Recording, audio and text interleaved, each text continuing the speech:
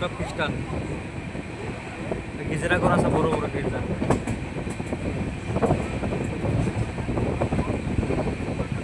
দুনিয়াতে খ্রিস্টানই বেশি, পরে মুসলমান, পরে আরো বাড়ি আরো 30টা জাত সব মিলে তারা।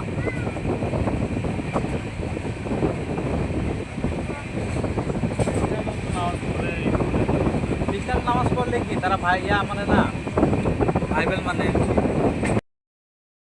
কোরআন থেকে কিছুমান বস্তু যে মুসা আলাইহিস সালামের জমরা থেকে নোয়া আলাইহিস সালামের ঈসা আলাইহিস সালাম ধর্ম মানে তারা কামিয়ে দিনে না কামিয়ে তরিকে